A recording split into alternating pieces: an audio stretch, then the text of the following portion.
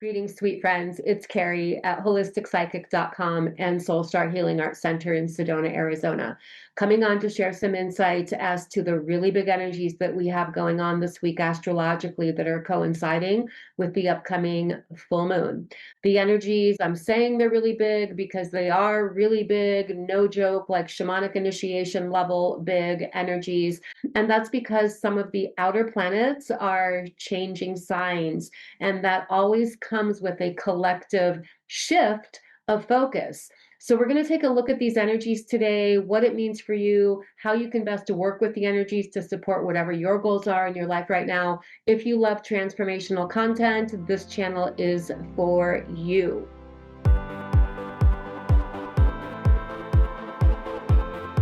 In and of itself, the full moon is happening in the sign of Sagittarius. So let's take a look at the archetype of Sagittarius, which is the archetype of the truth seeker, the philosopher, the adventurer, the explorer. Sagittarius has a thirst for higher spiritual knowledge and awareness. So this full moon is activating that within each of us individually. And what you could do, if you like to follow along with these videos with your own personal astrological chart, locate where the Sagittarius sector of your chart is, what house is in Sagittarius. That's the area that's going to be being activated for you with this full moon.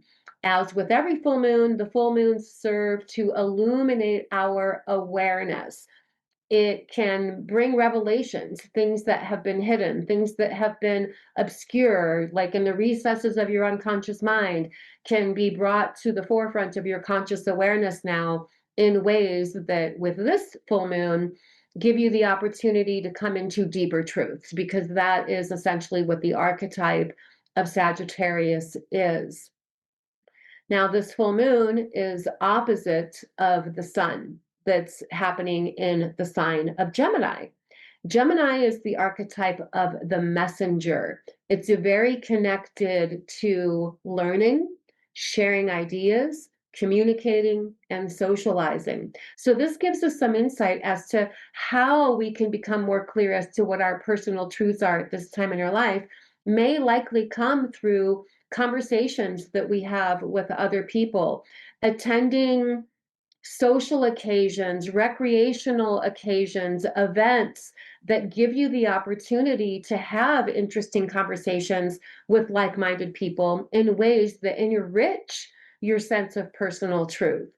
Now, if you follow my videos, you know that I like to share insights as to the tarot cards that relate to the different zodiac signs and planets as an extra layer of insight.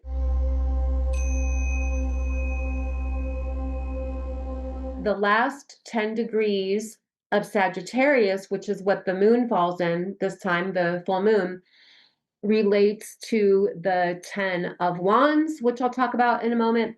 And then the sun being at 20 degrees of Gemini falls into that last 10 degrees of Gemini, which relates to the 10 of Swords. So this in and of itself gives us a deeper insight as to what the nature, the energetic nature of this full moon is. And that is connected to the tens in and of themselves. The tens in the tarot represent a transitional period where we're bringing one cycle of our life to completion and a new cycle is beginning. So we have that going on deeper levels that are going above and beyond the remainder of this lunar cycle. With astrology, it's always cycles within cycles. There's shorter personal cycles, there's bigger cosmic, collective, evolutionary cycles, and we have both going on really all the time. But there's some big shifts happening coinciding with this full moon that I'll talk about in a moment. But let me say this about the 10 of Wands. Ultimately, the 10 of Wands brings wisdom teachings about not carrying the burdens of your past into your present and future with you. And it also can be about establishing boundaries. Boundaries meaning I know what I am intending and I'm being responsible for holding the space needed for those things. So that's a big part of what's showing up with this full moon. The 10 of Swords also is that transition from one phase or of experience to a new phase of experience. With the 10 of Swords, it's like a mental breath of fresh air where we're coming out of a cloud of uncertainty, anxieties, mental anxieties, anxiousness that comes from what I call shadow thinking, which is the worries, the fears, concerns collectively. So we're shifting out of that into clarity of awareness. I'm going to skip around a little bit, but I'm going to start by talking about the other planet that is coming into an opposition with the moon, and that is Jupiter. There's a big thing happening with Jupiter because Jupiter, just the day before the full moon, comes into the sign of Cancer, which it has not been in since 2013, 2014. So it's been 12 years since Jupiter has been in Cancer. So this is a big shift.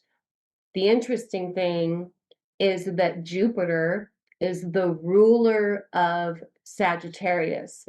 So there's a mutual reception energy that is going on here where the moon, which naturally is ruled by Cancer, is in Sagittarius. And Jupiter, which naturally rules Sagittarius, is in Cancer. So Jupiter not only is the chart ruler of the full moon chart, but the energies are super dialed in and harmonious and strong because of this mutual reception. Now, Jupiter is the planet that is connected to expansion, growth, development, good fortune. It also is connected to truth and adventure. With Jupiter being in Cancer, Cancer is the sign that connects to our deep private self, our emotions, because it is ruled by the moon. It has to do with nurturing, motherly energies. It also connects with home, our ancestry, our roots. With Jupiter here for the next year, it's gonna be here until June, July of 2026. If I was the energy of this expressing itself, I would say home is where the heart is. Jupiter brings expansion to our sense of home, but my intuitive sense is that this is a lot about embracing community, especially with the opposition with the full moon in Sagittarius. This brings us into an energy where we want to see what else is out there in the world. We want to find our tribe. We want to find our people. We want to be on a quest for more meaning in our lives. So pause and ask yourself how this might be showing up for you. It's massively showing up for me. I'm going to be traveling over the course of the next few weeks. I'm going to be at the Sangha Fest Yoga Festival in New Mexico this coming up weekend. So if any of you are going to be there, find me and say hi. I probably will have a little bit of time for some private readings if you want to have a private reading with me while I'm there. I'm just sharing this as an example of how it's showing up for me. I booked this several months ago without realizing that this was going to be coinciding with Jupiter going into Cancer and the full moon in Sagittarius with that mutual reception. Home is where the heart is. Jupiter bringing expansion to your sense of home does not necessarily mean your literal physical home only. It's your feeling of being at home in life.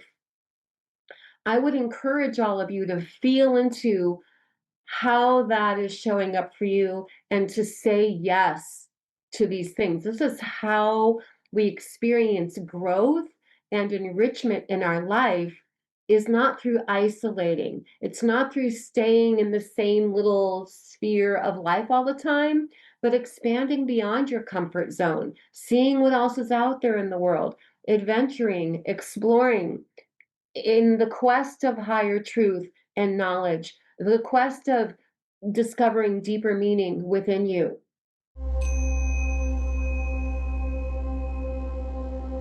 The moon is making a trine aspect to Mars and Leo, and Jupiter is making a sextile aspect to Mars and Leo. These are beneficial aspects, supportive aspects that further emphasize the urge to get out, to share your light and energy in the world, connect with communities of like-minded people, shining in your radiance. That is the energy of now.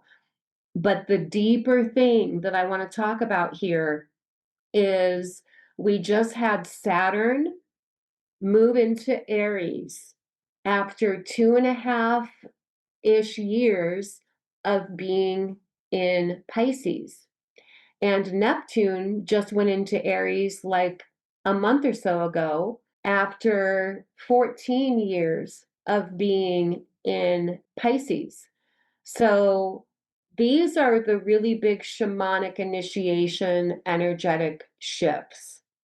Neptune is the planet that rules the great mystery in life, the unseen spiritual dimensions of life. It's connected to things that also have to do with our dreams, our imagination, our creativity, our intuition. Our sense of soul calling is connected to Neptune in the way that it has to do with our spiritual connection with ourself, our higher self. And then Saturn is the planet of structure. It's the planet of self responsibility, self actualization. Saturn and Neptune right now conjunct in Aries. Neptune in Aries is the archetype of the spiritual warrior. Saturn in the mix really helps us to manifest whatever those deeper dreams are. Spiritual warrior means I'm dedicating myself to whatever my deepest, most soulful sense of true calling is. So Saturn comes in to say that our way forward is to be self-responsible and self-actualizing and how we're guiding ourselves forward in those ways. But Saturn is also a planet of karma. Saturn and Neptune are squaring both Jupiter and Mercury, which are in Cancer right now. Saturn, Neptune squaring Jupiter. This is the collective shamanic initiation in the way that says, if I had to turn this into a headline, I would say the collective evolution of humanity now is connected to growth through honoring your true soul calling and owning self responsibility in actualizing your true soul calling into manifestation through structured, diligent, forward moving action. Now, I know that's a big headline, but that is what it all boils down to. When we look at Mercury in Cancer and the square to Saturn and Neptune, Mercury is about communication, and Cancer is nurturing energy that's connected to our emotions and intuition. I would say listen. That's one component of communication, is listening. What is your heart saying to you that's compelling you in the direction of your personal expansion and growth, and honoring that? Now I'm also looking at, we have Pluto in Aquarius still. Obviously, it's going to be there for the next 20 years. Is making a trine aspect to Uranus, which is in the very late degrees of Taurus, will be moving into Gemini soon. Uranus is the modern ruler of Aquarius, which is where Pluto is. And so it brings in themes of Pluto is evolution, Uranus is revolution. In what ways are you revolutionizing your life in ways that supports your personal growth? So when I'm looking at the elements, it looks like fire is the most dominant element right now of the elements: earth, air, fire, water, which is transformative in and of itself. Fire is cleansing and purifying, and so that's a component of what we're all experiencing right now. We're purifying, cleansing, burning away, releasing, transmuting out of basically anything that would be holding us back from stepping into our new vision for ourselves, which is going back to the 10 of Wands and the 10 of Swords, being in that 1 foot in each realm type of time right now. So what that means is we're all at this juncture where we can recognize, what have I learned in maybe a recent cycle of experience that's connected to my truth that I still resonate with and want to bring with me into the now and ahead? And what do I feel complete with? What am I ready to release, let go, or allow to fall into some type of new expression? The last time we had a full moon in Sagittarius that coincided with Jupiter being in Cancer was about 12 years ago. And I believe it was actually in June, July of 2014 when we had that Sagittarius full moon. Look back at that time and see what was going on. That was a really strong time of spiritual growth. It was a time where I was really deeply studying certain facets of my spiritual interests. And it was a time of learning lessons around relationships. That's just how it happened for me in my life. So I feel, as we're coming into this return of Jupiter from where it was back then, I'm feeling really grounded and more integrated within myself based on what those experiences have been that really did help shape the last decade of my experience. So just tune in and ask yourself how it's showing up for you. There's a good balance between cardinal and fixed of the modalities. So cardinal is initiating energy, motivating energy.